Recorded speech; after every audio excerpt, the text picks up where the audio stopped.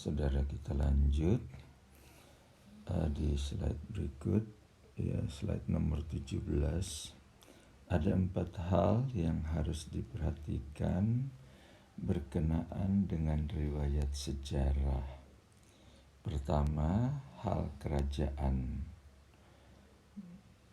Daud dan keturunannya akan menjadi raja turun-temurun di kerajaan Yehuda sesuai dengan janji Tuhan dalam 2 Samuel pasal 7, dan kerajaannya akan kokoh selamanya.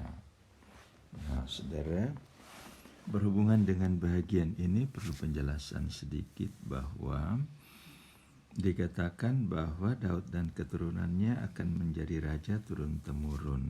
Benar.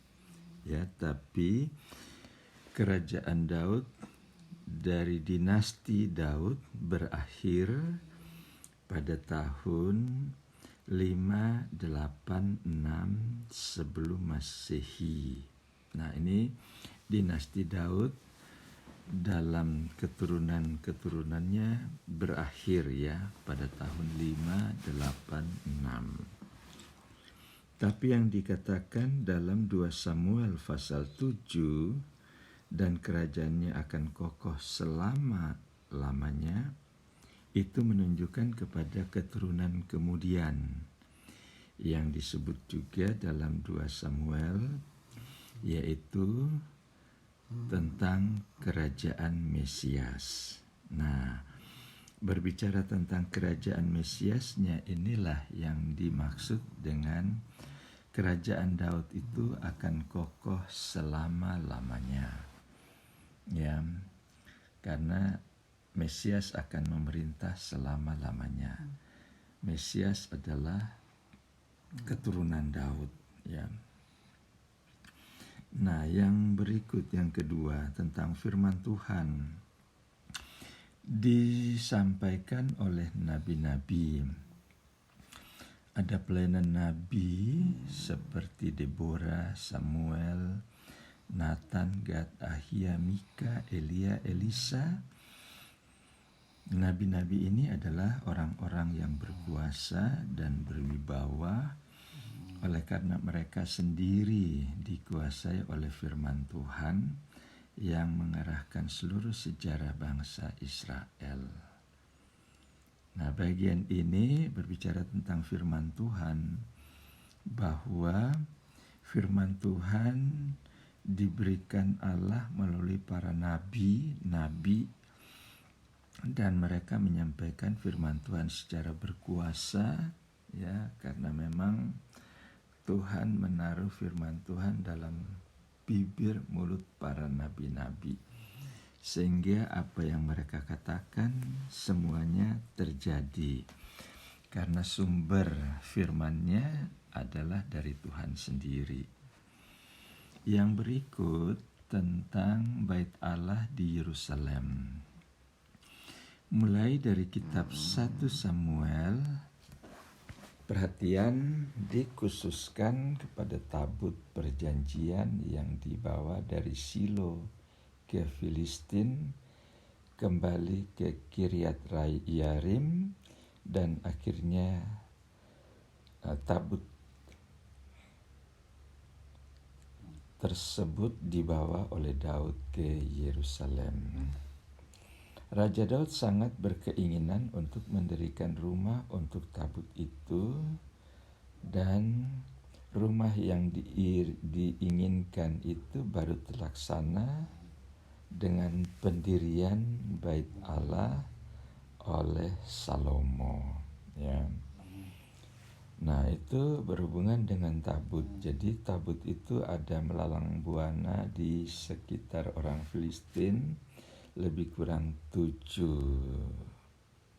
bulan, dan kemudian tabut itu dikembalikan karena Tuhan menghukum orang-orang Filistin dengan kehadiran tabut perjanjian di sana, walaupun Tuhan menghendaki tabut itu diambil dan dirampas oleh orang Filistin. Kemudian tabut itu dikembalikan, tetapi api ditempatkan di Kiryat Yarim. Nah, di sana tabut itu selama kembali dari Filistin sampai zaman Yosua, sampai zaman Raja Saul, bahwa tabut itu tidak mendapat perhatian. Nanti ketika Daud mulai memimpin, baru tabut itu mendapat perhatian, dan Daud berusaha untuk membuat tempat tabut itu walaupun hanya di bawah tenda, ya. Tapi Daud berkeinginan tidak hanya di bawah tenda, tapi Daud berkeinginan supaya tabut itu punya tempat yang layak. Hanya sayang Tuhan tidak berkenan kepada Daud untuk membuat tempat tabut yang layak, oleh karena Daud telah menumpahkan banyak darah, sehingga Tuhan tidak mengizinkan Daud membangun rumah untuk tabut. Dan Tuhan katakan bahwa nanti anakmu yang lahir kemudian, dialah yang akan mendirikan bait Allah untuk tempat tabut perjanjian itu. Nah, kemudian berhubungan dengan hal ibadah. Ibadah merupakan ukuran dan standar penilaian bagi setiap raja. Apakah Tuhan disembah dengan ibadah yang murni di Yerusalem, atau orang Israel mengikuti penyembahan kafir?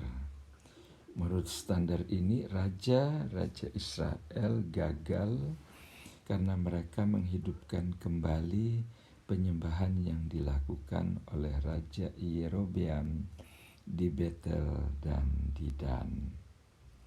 Nah, saudara, kita ingat bahwa sesudah kerajaan pecah di zaman anaknya Salomo, yaitu Rehabeam, maka Raja Yerobeam membuat patung anak lembu emas, yang satu ditaruh di Betel dan satu ditaruh di Dan, untuk mencegah 10 suku Israel itu datang ke Yerusalem. Dan usaha dari Yerobeam berhasil dalam arti menjauhkan orang Israel dari ibadah kepada Allah, kepada Tuhan, kepada Yehova, dan orang 10 suku Israel itu menyembah Allah yang dibuat oleh Yerobeam, yang ditaruh di Betel dan di Dan. Dengan demikian, orang Israel, khususnya 10 suku yang mengikuti Yerobeam, hidup dalam dosa dari waktu ke waktu sampai mereka dibuang ke Asyur pada tahun 722 sebelum Masehi. Yang berikut, kebanyakan raja-raja Yehuda juga gagal karena demi alasan-alasan politik mereka mengizinkan cara penyembahan yang sesuai dengan kebiasaan-kebiasaan raja asing atau raja kafir sebagai tanda ketaklukannya. Ya, jadi orang raja-raja Israel ataupun raja-raja Yehuda ikut juga menyembah seperti kebiasaan kafir, termasuk juga mengikuti penyembahan-penyembahan seperti yang dibuat oleh Yerobeam dari Raja Israel. Nah, mereka juga, raja-raja tersebut maksudnya, ikut melakukan penyembahan berhala dan sebagainya. Kecuali Hizkia, Yosia yang tidak dianggap salah dalam hal ini, karena mereka mengikuti cara penyembahan Raja Daud. Ya, karena mereka mengikuti cara penyembahan Raja Daud, bapak leluhur mereka, maka mereka Yosia dan Hizkia dianggap raja yang benar, yang berkenan kepada Tuhan. Nah, itu tentang sejarah dari Nebiim. Nah, sejarah pada pembagian ketubim atau tulisan-tulisan. Catatan sejarah bangsa Israel pada bagian tulisan-tulisan juga masih tergolong dalam kitab suci orang Yahudi. Sebelumnya hanya merupakan kitab-kitab saja. Sebelum pembuangan orang Yehuda ke Babel diceritakan dalam 1 dan 2 Tawarik. Sedang dalam kitab Esra dan Nehemia menceritakan periode 100 tahun pertama sesudah masa pembuangan tersebut, yaitu tahun 539 sampai dengan 410 sebelum Masehi. Dalam kitab-kitab ini sejarah kerajaan Israel atau sejarah kerajaan utara dengan ibu kota Samaria diabaikan atau tidak tercatat, tidak tertulis dalam 1 Tawarik, 2 Tawarik, kitab Esra dan Nehemia, ya. Dengan ibu kota diabaikan, sedangkan perhatian terbesar diberikan kepada Daud dan Salomo dan hal-hal yang berhubungan dengan bait suci di Yerusalem.